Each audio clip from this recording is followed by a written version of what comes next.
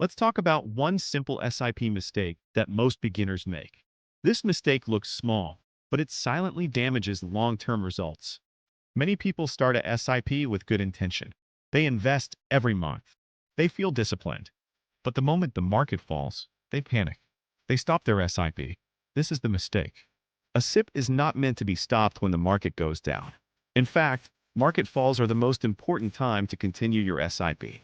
When markets fall, your SIP buys more units. You are not losing money. You are buying more at lower prices. But beginners do the opposite.